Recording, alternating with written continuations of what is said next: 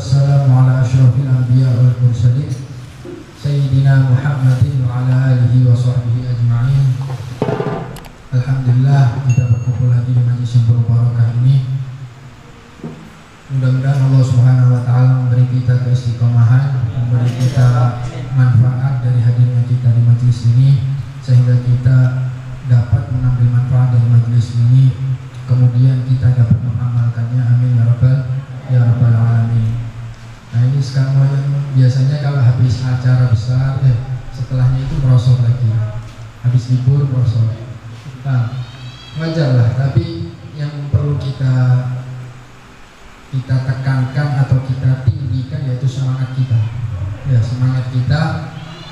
Kalau untuk mencari ilmu itu tidak ada habisnya. Ya, tidak ada habisnya. Habis nikah tetap harus mencari ilmu, punya anak tetap harus mencari ilmu. Ya, punya cucu pun setelah punya cucu ya harus mencari ilmu. Kapanpun harus mencari ilmu. Nabi SAW mengatakan thalabul ilmi fardhatun ala kulli muslimin wa muslimah. Wajib untuk ilmu, wajib bagi setiap muslim dan muslimah. Ya, wajib dah. Nah, mencari ilmu wajib. Ya, kenapa wajib? Karena kita sholat itu kalau kita nggak bisa sholat, nggak tahu hukumnya sholat kita nggak sah. Dan kita nggak bisa tahu hukumnya sholat kecuali kita belajar. Ya, kita sekarang sholat nggak tahu mana yang rukun, mana yang sunnah, mana yang membatalkan sholat, kecuali dengan apa? Kecuali dengan ilmu, kecuali dengan belajar. Nggak ada orang lahir itu langsung alim, nggak ada. Paham? Nggak ada orang alim langsung lahir, nggak ada. Kalau ada itu pasti Nabi Muhammad SAW. Nabi Muhammad SAW enggak. Nabi Muhammad SAW diajari oleh Allah Subhanahu wa Ta'ala belajar. Bahkan Nabi Muhammad SAW tidak disuruh oleh Allah untuk meminta tambahan sesuatu kecuali ilmu. Nabi SAW nggak pernah diajari oleh Allah, ya, untuk meminta sesuatu tambahan kecuali ilmu. Dalam Al-Quran dikatakan wa qul rabbi zidni ilmu. Ya Allah, katakanlah wahai Muhammad, ya Allah tambahkanlah aku ilmu.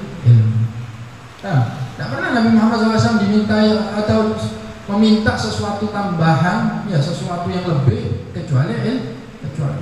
Sangat pentingnya ilmu. Ini karena sangat pentingnya ilmu, kita harus atau dituntut untuk selalu belajar terus. Belajar terus. Sampai kapan? Ya sampai mati. Thalabul ilmi minal mahdi ila lahdi. Mencari ilmu itu dari mulai bayi sampai masuk dalam liang lahat. Paham ya? Sampai masuk liang lahat. Pernah anak katakan waktu itu, pernah anak ceritakan dulu ada orang Yaman, orang Tarim atau orang Hadramut, marganya Bakathir. Ya, marganya Bakathir, umur 80 tahun. Umur 80 tahun. Nah, 80 tahun ini dia di dalam keluarga yang kurang, ekonominya kurang, miskin. Keluarga miskin. Akhirnya keluarga ini tadi karena dia miskin, nggak punya apa-apa, ya, akhirnya si orang ini tadi yang umur 80 tahun ini, dia memutuskan untuk dia ini pergi mencari nafkah, hijrah mencari nafkah, keluar daerah cari kerjaan, mau mencari nafkah. Setelah itu dia keluar dari daerahnya, masuk ke daerah lain, nggak nemu pekerjaan, masuk ke daerah lain nggak nemu pekerjaan, masuk daerah lain nggak nemu pekerjaan, sampai mana? Sampai India dia nyari kerja itu ada.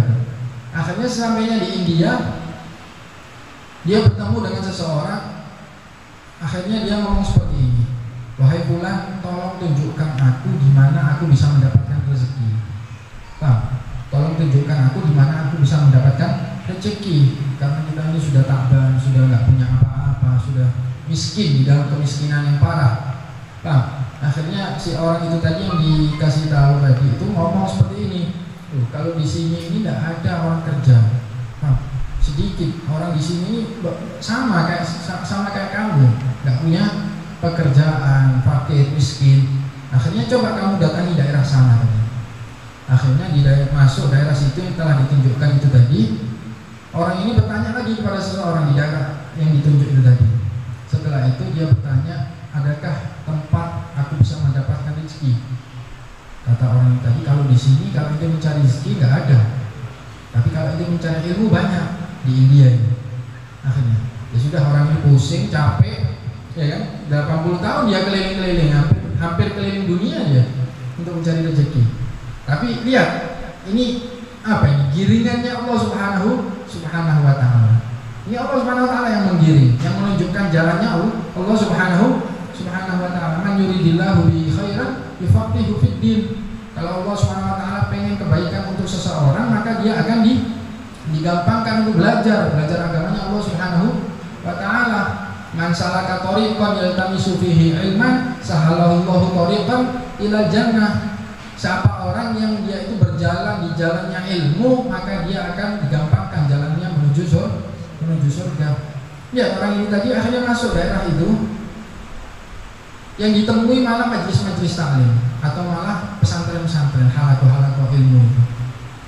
Akhirnya mau tidak mau, dia sudah capek, sudah gini, akhirnya dia duduk di majelis itu, keasikan sebentar, ya duduk sebentar, akhirnya malah tiba-tiba dia keasikan, keenakan, terus belajar. Akhirnya sampai 4 tahun dia mondok di India. Umur 80 tahun, 4 tahun mondok di India, belajar ilmu hadis, sampai akhirnya dia jadi rujukannya di dalam ilmu hadis. Saking dia lihat kesungguhannya dia. 80 tahun. Kalau kita 80 tahun mungkin sudah ngelempor di kasur. Sudah nggak kuat apa-apa. Tapi kalau orang dulu tuh semangatnya hebat, semangatnya besar, kuat semangatnya itu. Jadi dia nggak pantang mundur untuk mencari ilmu, walaupun kapanpun dia. Dan mereka pun sebetulnya itu ya, mereka itu kerja. Kalau kita tanya mereka kerja nggak? Ya kerja pasti. Kalau nggak kerja dari mana makannya? Mereka kerja nggak? Kerja. Cari rezeki nggak? Cari. Cari maisha nggak? Cari. Mereka cari karena mereka punya anak keluarga, anak istri. Tapi mereka bisa membagi waktunya untuk mencari ilmu kapan, waktunya untuk bekerja kapan, waktunya untuk istirahat kapan. Jadi seperti itu, waktunya untuk ibadah juga kapan. Imam Syafi'i radhiyallahu anhu itu setiap malamnya beliau membagi malamnya menjadi 3. Dengarkan ini, Imam Syafi'i setiap harinya membagi malamnya menjadi 3. Sepertiga malam untuk belajar, sepertiga malam kedua untuk tidur, sepertiga malam ketiga untuk sholat. Sepertiga malam pertama untuk belajar, mutola'ah, murojaah, ya, ngelalah hafalan, murojaah kitab, menelaah kitab, belajar pokoknya. Sepertiga malam kedua untuk tidur, sepertiga malam ketiga untuk mencari ilmu. Lihat Imam Syafi'i, ilmu, istirahat dan belajar. Kita seperti itu, kita kerja, ya kerja baik, kerja. Tidak apa-apa, kerja sangat bagus, bahkan bisa menjadi wajib kerja kalau kita punya anak istri, kita punya orang tua juga wajib kerja menafkahi mereka. Tapi ada, kalau lebih bagusnya lagi kita bisa membagi waktu kita. Pagi kerja, ya, sore istirahat, malam belajar, taklim, majelis taklim bentar, nggak sampai jam 9, sudah selesai majelis taklim. Ini demi apa? Demi kita, itu kita sendiri, kemanfaatannya ilmu itu untuk kita sendiri. Jangan malas. Kalau malas ini, makanya orang Islam itu gampang ditindas karena malas-malas. Malas, beneran. Malas semua. Jadi lihat orang Cina itu, bangunnya pagi jam 5 sudah bangun, sudah jalan di embong olahraga tuh. Nanti jam 6 lalu sudah mandi, nanti habis itu buka toko. Seperti itu hidupnya. Mereka nggak malas, demi mencari dunia, ngotot keringetan sampai sore, kerjanya sampai sore, kadang kerja sampai malam. Nanti setelah itu tidur, istirahat, besoknya seperti itu lagi, kerja lagi. Malamnya istirahat lagi, besoknya kerja lagi. Seperti itu. Mereka nggak malas. Nah, seandainya kita semangatnya seperti orang ahli dunia di dalam mencari akhirat, maka kita akan dekat dengan Allah Subhanahu wa Ta'ala. Kalau kita semangatnya mencari akhirat sama seperti orang ahli dunia mencari dunia, maka kita akan sangat dekat dengan Allah Subhanahu wa Ta'ala. Ya? Makanya orang Islam ini gampang ditindas karena malas-malas. Apa bahasa Maduranya? Iya situ. Gitu, malas-malas. Dikatakan di dalam Lamiyah Ibnul Wardi, watru bil ilma wala taksal fama abadal khairi ala ahli kasal. Carilah ilmu wala taksal, jangan malas. Fama abadal khairi ala ahli kasal. Alangkah jauhnya kebaikan daripada orang-orang yang malas. Malas itu memang parah.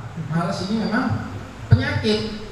Malas mencari dunia, garam kiri, ya kan?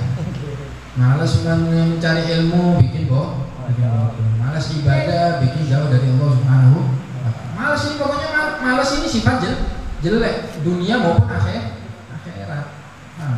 Makanya jangan sampai malas tuh, khususnya di dalam ibadah sama mencari ilmu. Maka dari itu, ya, ayo kita kita bangun semangat kita lagi untuk dapat mencari ilmu.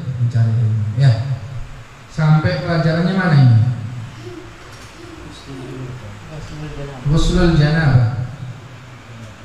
Minggu terakhir, pelajaran terakhir sudah Anda jelaskan ya tentang sunnah-sunnahnya berwudu ya. Sunnah-sunnahnya berwudu. Nah, sekarang ghuslul janabah. Mandi janabah. Ya, mandi junub. Nah, sebelumnya saya terangkan terlebih dahulu apa saja yang mewajibkan mandi junub. Ya, kita kan tiba-tiba dikasih tahu cara mandi junub atau mandi janabah, mandi besar. Tapi kita bertanya-tanya apa saja yang mewajibkan mandi besar. Ya, ada 6 perkara yang mewajibkan kita mandi besar. Paham? Ada 6 perkara yang mewajibkan kita mandi besar. Apa? Yang pertama, dengarkan. Yang pertama ihtilam atau keluar mani, khurujul mani. Paham? Mengeluarkan mani. Baik dengan tidur, ya, baik dengan bersetubuh dengan istrinya, atau baik dengan apapun, pokoknya dia keluar mani, maka keluarnya mani tersebut mewajibkan seseorang mandi besar. Paham ya? Wajib mandi besar. Yang kedua, jima, bersetubuh. Paham? Bersetubuh. Baik bersetubuhnya itu halal ataupun haram. Sama. Baik halal ataupun haram. Kepada wanita atau kepada laki-laki. Sama. Mewajibkan mandi besar. Manusia atau hewan sama. Kepada manusia atau hewan sama, wajib mandi besar. Paham ya? Tidak usah malu, tidak apa-apa. Paham ya? Tidak usah malu. Dulu ada namanya Ustaz Solihin, Ustaz Nasihin. Ada namanya Ustaz Nasihin. Ustaz ini kalau ngajar anak-anak disuruh pakai celana dalam yang kandel. Karena apa? Karena ya gitu, vulgar kalau ngajar. Suruh pakai celana dalam yang kandel. Ala kulli hal, katakan la haya afiddin. Tidak ada kata malu di dalam urusan agama. Lebih jelas, tapi tidak dibuat mainan ya. Bukan dibuat mainan. Lebih jelas, lebih bagus. Lebih jelas, lebih dimengerti. Dulu ada sahabiyah. Satu sahabat perempuan, ya, saking pengennya dia tahu, saking pengennya dia tahu, perempuan kan biasanya keluar darah tiap bulan, ya enggak? Keluar darah tiap bulan. Perempuan ini tadi, sahabiyah ini tadi bingung dia. Ini yang keluar darah ini darah apa? Paham? Dari dari kemaluan dia, farajnya dia. Akhirnya, ya, saking dia pengen tahunya, dia membuang rasa malunya. Yang tadi itu darah itu akhirnya ditaruh di tisu atau kain, ditanyakan sama Nabi SAW. Ya Rasulullah, ini darah apa yang keluar dari perempuan?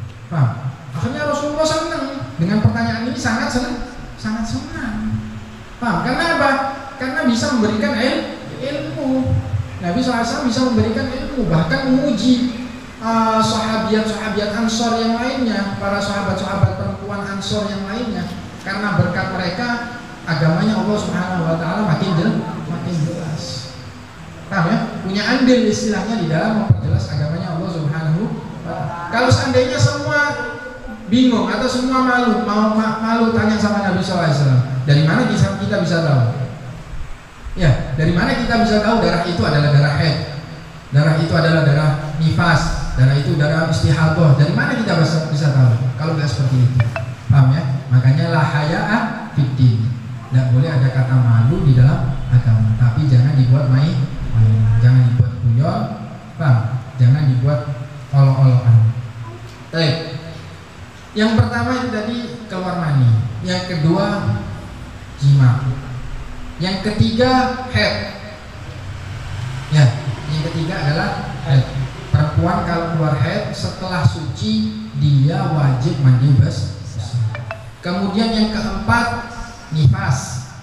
Perempuan setelah selesai nifas, suci dari nifas, maka dia harus mandi besar.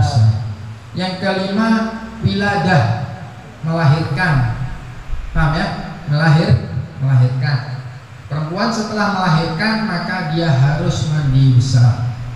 Nah, tapi kan nifas itu nyambung sama wiladah, sama melahirkan. Mandinya kapan? Nanti.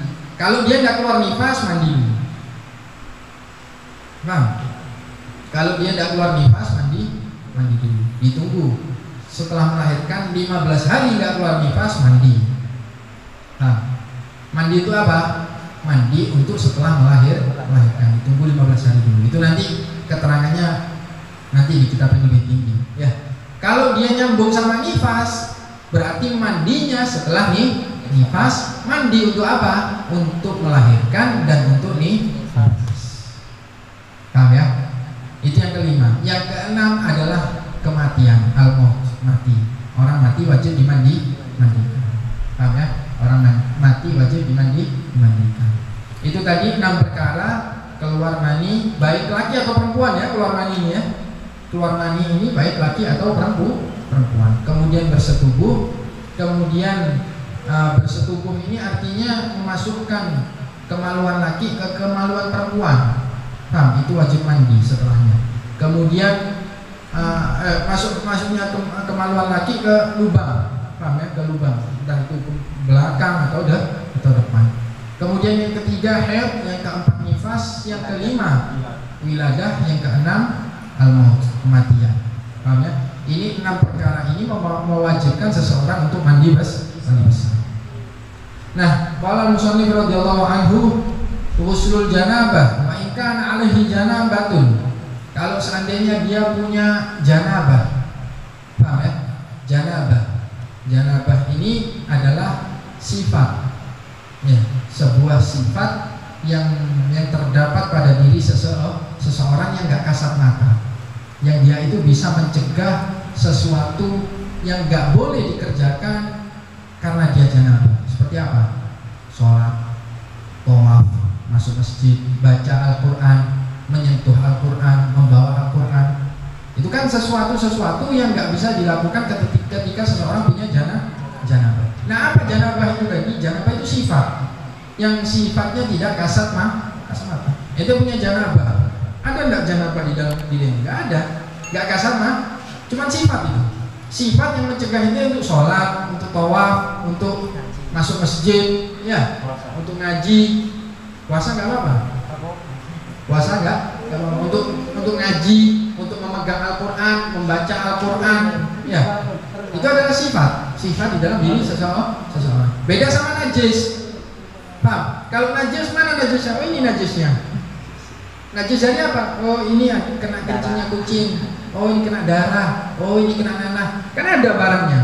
Paham? Tadi kalau janabah itu adalah sifat yang tidak kasat mata yang mencegah seseorang untuk melakukan sholat, atau gampangnya untuk melakukan 10 perkara. Untuk melakukan 10 perkara. Paham ya?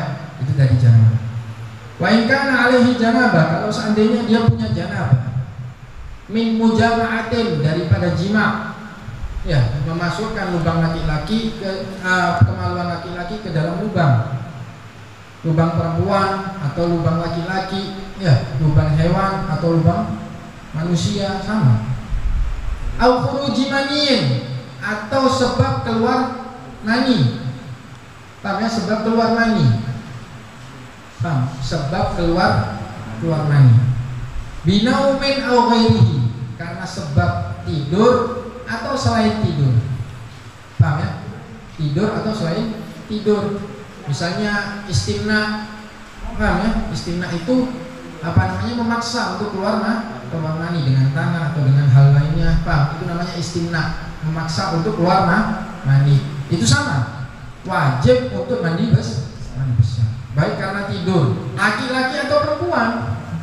Paham ya? Baik laki-laki atau perempuan, kalau dia sudah keluar mani, dia wajib mandi besar. Apa hukumnya? Lazima ghuslu jami'i badanihi ma'aniyati raf'il janabah. Dia wajib membasuh jami'i badanihi, semua badannya, ma'aniyati raf'il janabah, dengan niat mengangkat janabah. Nah, artinya apa? Mandi besar. Jadi mandi besar ini rukunnya cuma 2 saja. Rukunnya berapa? 2. Rukunnya cuma 2 toh. Apa? Niat sama membasuh semua anggota tubuh dengan air. Wis, gitu.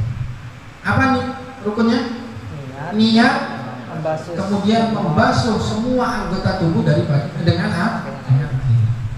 Ini cara untuk mandi janabah.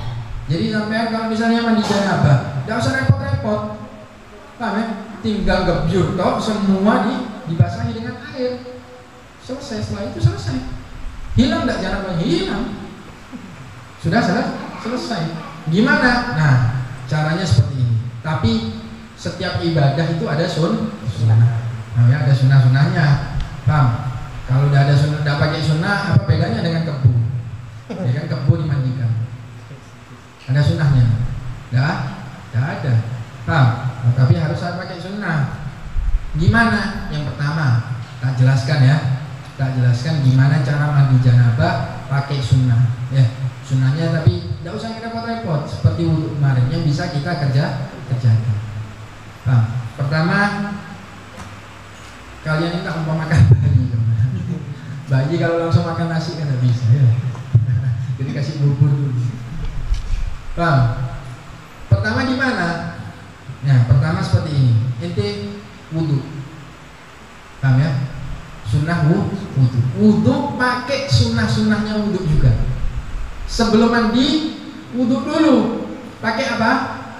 Sunnah-sunnahnya wudhu yang kemarin ini. Paham? Pakai sunnah-sunnahnya wudhu. Masih ingat gak?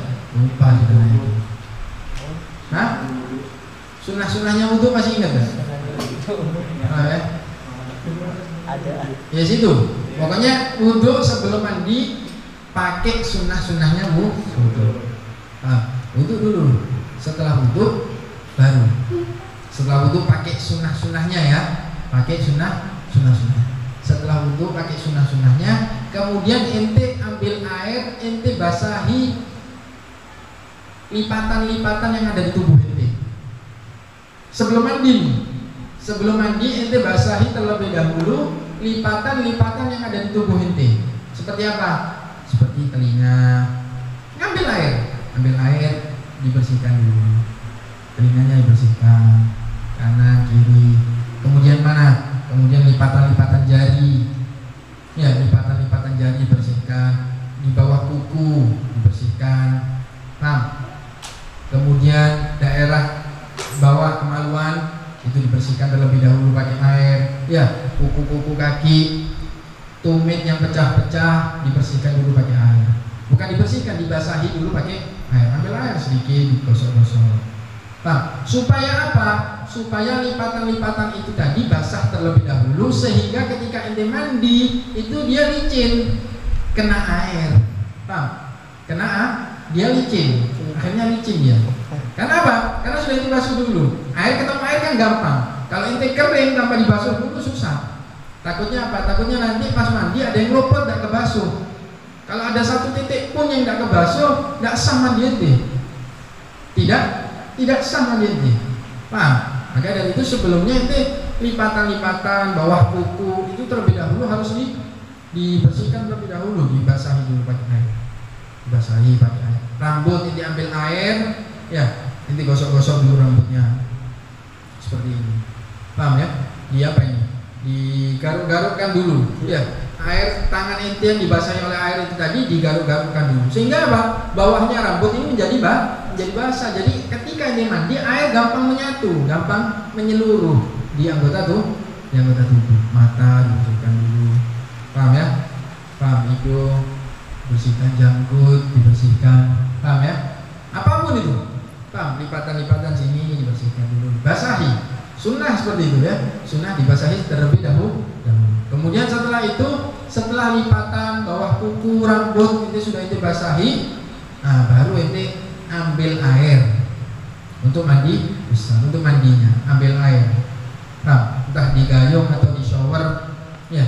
Ente ambil air, paham? Kemudian ente tuangkan di kepala ente terlebih dahulu. Paham? Celep ya. Kalau celep itu ya kakinya dulu, maksudnya. Makanya itu tadi sunnah dibasahin supaya apa? Supaya tidak kedinginan ente. Paham? Nanti kalau dingin atau kalau panas itu yang disiram airnya dulu, kakinya dulu. Paham? Sehingga suhu tubuh ini bisa bisa menyamai suhu air. Paham ya? Bisa menyamai. Kalau misal di daerah dingin, suhu tubuh kan panas, jadi panas, ya kan? Kalau ente siram kaki ente dulu, nanti suhu tubuhnya akan turun dan menyamai suhunya air. Paham? Ataupun sebaliknya. Paham? Makanya kalau nyiram itu kaki dulu sebelum mandi. Kalau dingin atau kalau panas.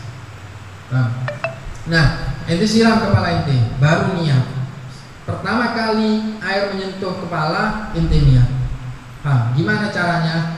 Nawaitul ghusla li raf'il hadatsil akbar lillahi ta'ala. Nawaitul ghusla li raf'il hadatsil akbar lillahi ta'ala. Paham ya? Atau kalau habis haid, gimana niatnya? Nawaitul ghusla li raf'i hadatsil haid. Gampang. Niat itu gampang. Ini pakai bahasa Indonesia Allah Subhanahu wa taala tahu. Paham ya? Ini pakai bahasa Indonesia Allah Subhanahu wa taala tahu. Nifas sama. Paham? Itu semua raf'il hadatsil akbar itu bisa digunakan untuk semua perkara-perkara yang mewajibkan sholat, yang mewajibkan mandi itu tadi. Bisa semua. Untuk haid bisa, untuk nifas bisa, untuk habis bersetubuh bisa, untuk habis melahirkan juga bisa, semua bisa. Gimana niatnya? Nawaitu al-ghusla bi raf'il hadatsil akbar lillahi ta'ala. Beb kalau enggak pakai fardhon, Beb. Paham? Ini biasanya kan pakai fardhon ya. Enggak pakai fardhon enggak apa-apa. Kenapa? Karena ghusl atau mandi untuk mengangkat hadas akbar itu cuman wajib saja. Jadi walaupun ini enggak pakai wajib, ya sudah pasti wajib dia. Sudah pasti wajib. Paham? Beda hanya kalau ini mandi, mandi lain. Maka perlu itu fardhon atau sunnah ya. Seperti itu. Kalau sholat, ya kan? Nanti 2 rakaat. Apa yang membedakan sholat ini fardhu dan wajib? Ya niat itu tadi. Tapi kalau mandi itu tadi, ya sudah pasti raf'ul hadatsil akbar ini sudah pasti wajib. Jadi tidak usah pakai fardhon lagi. Setelah itu ini guyur kepala ini dulu. Ini diratakan semua. Rambut-rambutnya ini diratakan, lipatan-lipatan telinga ini diratakan, mata ini diratakan, ya hidung, jenggot, kumis semua, kalau punya berewok semua itu diratakan dengan air. Rambut itu diselah-selahi, ya, diselah-selahi semua, apalagi perempuan. Biasanya kan lebat rambutnya panjang, itu harus diselah-selahi semua. Hati-hati perempuan biasanya, harus diselah-selahi semua. Makanya kan enak dibasahi terlebih dahulu biar airnya gampang menyatu, ya, biar airnya gampang menyebar. Dibasahi dulu sebelum mandi. Setelah dibasuh sambil niat. Sunnah berapa kali? 3 kali. Sunnah 3 3 kali. Membasuh kepalanya 3 kali. Kepala lagi. Kemudian kepala lagi 3 kali. Sama, setiap basuhan kepala ente lakukan seperti basuhan pertama. Paham? Rambutnya tetap diusuk-usuk, lipatan telinga dibasuh semua, janggut semua, brewok, mata, paham? Dibersihkan juga. Setiap apa? Setiap basuhan atau setiap siraman itu tadi. Kemudian setelah itu, setelah kepala selesai semua ya. Nah, ini caranya mandi besar seperti ini. Ingat, sunnahnya mandi besar ente mulai ada 4 bagian, karena di tubuh ente ini ada 4 bagian. Sama fuqaha dijadikan 4 bagian. Apa? Pertama, kanan depan. Paham? Kanan bagian tubuh ente kanan yang depan. Kemudian yang kedua kanan belakang. Paham? Kanan belakang. Kemudian yang ketiga kiri depan, yang keempat kiri belakang. Paham ya? Jadi itu bagian tubuh ente di dalam mandi besar. Ada 4 bagian, kanan depan, kanan belakang, kiri depan, kiri belakang. Nah, beda sama mayit. Nah, makanya ini kalau mandi jangan hati-hati, jangan sama kayak mayit ini. Nah, kalau mayit enggak dibagi 4. Tapi gimana caranya? Kanan depan, kiri depan. Kanan belakang, kiri belakang. Kalau mayit, paham? Makanya kalau ente mandi gini-gini kayak mayit ente. Paham? Kalau nggak sama kayak sunnah mandi besar kayak mayit. Gimana caranya? Nah, kanan depan dulu dibasuh. Paham? Semua dibersihkan. Mulai lipatan ketiak ya, lipatan apa ini pusar, kemudian daerah-daerah kemaluan, lutut ya, kemudian bawah kuku kaki. Paham? Bawah kuku kaki ini dibersihkan semua. Lipatan-lipatan jari jemari itu dibersihkan semua jempol itu dibersihkan semua. Harus artinya didalak, sunnah mendalak. Apa dalak kemarin? Gosok sambil sedikit dipijat. Paham? Dibersihkan semua. Paham? Seluruh tubuh ente dibersihkan. Paham? Lututnya, siku, siku bagian belakang ya, siku bagian belakang. Tangan, paham? Bawah bawah kuku tangan, semua itu dibersihkan terlebih dahulu. Berapa kali? 3 kali. Setelah kanan depan 3 kali, kemudian kanan belakang 3 kali. Kanan belakang nanti bagian kemaluan belakangnya itu juga dibersihkan, hati-hati. Kemudian tumit, paham ya? Pecah-pecah tumit, biasanya yang kerjanya keras itu biasanya tumitnya pecah-pecah, paham? Itu dibersihkan. Setelah itu kanan belakang 3 kali. Yang ketiga kiri depan 3 kali juga, sama seperti yang ente lakukan di kanan depan semua. Paham? Gampang kalau ente terlatih dari dini, ya sejak dini itu gampang nantinya. Tapi kalau ente tidak terlatih bulat itu. Paham? Bulat nantinya itu. Paham? Kalau ente sudah terlatih, makanya ente punya anak itu dari kecil ngajikan. Paham? Jangan dibiarkan main HP, main kelereng. Main lah, main silakan main. Tapi diajari juga, ya, dibawa ke ulama, dibawa ke ustadz, dihadirkan majelis taklim supaya ngerti. Nah itu anak kecil dia main-main ya. Paham? Itu tadi ya, paham ya? Jadi kanan depan, kanan belakang, kiri depan, kiri belakang. Dilakukan berapa kali? 3 kali. Nah, sekarang gini, sebetulnya hukum aslinya ya, hadas besar itu bisa mengangkat juga hadas kecil. Apa? Mandi besar selain mengangkat hadas besar bisa juga mengangkat hadas kecil. Kenapa ya? Karena kecil masuk ke besar. Nah, tapi kalau itu wudu bisa nggak menghilangkan hadas besar? Nggak bisa karena dia kecil. Nah, tapi kalau yang besar bisa mencakup pula yang kecil. Nah, jadi hukum aslinya kalau ente habis mandi besar itu hadas kecil ente terangkat juga. Artinya apa? Ente bisa langsung sholat. Bisa langsung sholat, tapi dengan syarat ente tidak melakukan hal yang bisa membatalkan wudu atau melakukan sesuatu yang bisa menyebabkan hadas kecil ketika ente mandi. Syaratnya itu ente tidak melakukan sesuatu yang bisa menyebabkan hadas kecil ketika ente mandi. Nah, misal ente mandi pegang kemaluan, batal wudhu ente, berarti otomatis pengangkatan hadas kecilnya nggak jadi. Nah, dibatalkan oleh perilaku ente itu tadi. Akhirnya apa? Setelah mandi ente nggak bisa sholat. Karena apa? Karena hadas kecilnya wudhunya hilang dan masuk hadas kecil. Perlu wudhu lagi setelahnya. Nah, atau misalnya ketika mandi keluar angin. Nah, keluar kan biasanya ada kan seperti itu ya. Keluar angin. Gimana hukumnya? Ya batal wudhu ente. Nggak bisa sholat setelahnya. Ente kemasukan hadas kecil. Perlu wudhu lagi setelah mandi. Nah, tapi kalau ente sudah wudhu mandi, misal mandi ya pakai sarung. Nah, mandi pakai sarung. Jadi gosoknya itu di luar sarung, gosok kemaluannya di luar sarung. Paham?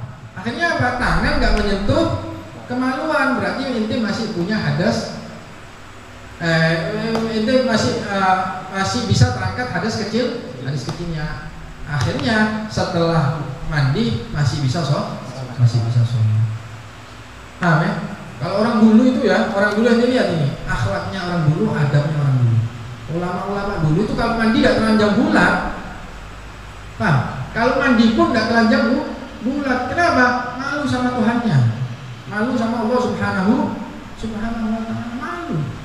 Paham? Kalau mandi gimana? Pakai sarung. Paham? Pakai sarung. Baik laki maupun perempuan kalau mandi pakai sarung. Kenapa? Karena takut, malu sama Allah Subhanahu. Paham ya? Orang dulu. Orang sekarang di jalan aja udah telanjang, apalagi di dalam kamar kan? Paham? Kalau orang sekarang, ya hilang sudah rasa malu. Kalau orang dulu tidak, saking ihtiramnya, menghormatinya, pengagungannya terhadap Allah Subhanahu wa Ta'ala, sampai-sampai mereka kalau mandi apa? Padahal mandi boleh telanjang bulat kan? Boleh. Mandi itu adalah salah satu penyebab orang boleh melakukan telanjang bulat. Nah, mandi artinya dia itu ada hajat, punya hajat untuk telanjang, seperti mandi boleh. Tapi mereka tidak. Mereka tetap menutupnya dengan sah. Nah, jadi kalau ente mandi misalnya menggosoknya dari luar sarung, maka ente bisa langsung sholat setelah. Paham ya? Paham? Baik, itu tadi cara mandi besar. Nah, setelah itu gimana? Ya setelah itu selesai. Paham ya? Setelah itu mengusap itu tadi selesai. Paham ya? Selesai mandinya. Paham? Baik, kalau mandi besar itu apa harus keramas? Ya kan biasanya ada ya. Kayak keramas, harus keramas. Tidak harus. Paham ya? Tidak harus keramas. Yang penting apa? Yang penting membasahi seluruh tubuh dengan air. Nggak harus keramas. Paham ya? Keramas itu cuma istilah orang sekarang aja. Paham ya? Kalau ada perempuan habis suci dari haid suruh keramas. Apa keramas? Ya, artinya itu mandi besar. Bukan keramasan pakai sampo. Dikiranya orang-orang harus keramas. Kalau udah keramas pakai sampo tidak sah. Tidak seperti itu. Tidak seperti itu. Yang penting menyeluruhkan atau mengguyur semua bagian tubuh dengan air. Paham ya? Itu tadi cara mandi besar. Setelah itu gimana? Setelah itu kalau ente nggak membatalkan wudhu ente di dalam mandi, ente boleh langsung sholat. Langsung sholat. Nah, itu tadi sunnahnya. Adapun kewajibannya, apa tadi kewajibannya? Menyeluruhkan tubuh dengan air. Itu mau ente mulai dari manapun boleh. Dari kaki boleh. Intinya di kaki boleh, silakan. Nah, itu selalu hadatsil akbar dari kaki ke atas boleh, silakan. Paham? Bagian manapun yang ente dahulukan, ente niati di situ boleh, terserah. Tapi sunnahnya dari mana? Dari atas, dari kepala dulu. Paham? Kemudian kanan depan, kanan belakang, kiri depan, kiri belakang. Itu cara sunnahnya. Paham ya? Adapun hukumnya terserah ente. Hukum aslinya terserah ente. Mau ente mulai dari kaki, mulai dari tangan, ente niat di tangan boleh silakan. Paham? Mau ente niati dari belakang silakan. Paham? Yang penting mandi besarnya sah. Paham ya? Yang penting itu tadi menjaga kesahannya mandi besar. Nah, kalau ente nyelam pun juga sama seperti itu. Paham? Masuk kolam renang, paham? Seperti itu sama. Paham? Kayak orang wudhu kemarin ya. Kan wudhu kemarin boleh tidak tertib dengan apa? Ya dengan pertama dengan mandi besar, ya. Yang kedua dengan apa? Nyebur ke ini rimas. Paham ya? Ini rimas. Ini rimas itu apa? Nyebur ke kolam itu. Boleh tidak tertib ketika wudhu. Nah sama, mandi besar pun juga seperti itu. Paham? Ente boleh ini rimas. Niatnya kapan? Ya niatnya ente mau di dalam air, mau ketika di udara atau apa. Paham ya? Niat mandi besarnya nih. Tapi kalau wudhu harus ketika ente pertama masuk ya, atau di dalam paham ya? Paham? Itu tadi cara mandi, cara sunnahnya mandi besar. Paham? Kalau orang sudah mandi besarnya bisa, wudhunya bisa, istinjanya bisa, sholatnya bisa, insya Allah masuk surga. Apalagi? Paham? Apalagi yang diperlukan? Ini ilmu wajib ini, yang harusnya dihadiri aslinya ya kan? Yang harusnya dihadiri ya ini, paham?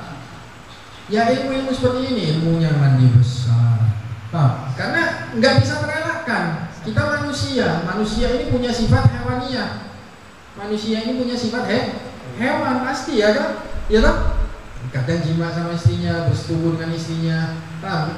Nah itu semua perlu sesuatu yang mensucikan tubuhnya. Dengan apa? Dengan mandi besar. Gimana hukumnya mandi besar? Hadir majelis salim. Paham? Gimana caranya wudhu? Harus hadir majelis salim. Paham ya? Gimana caranya sholat supaya sholatnya diterima?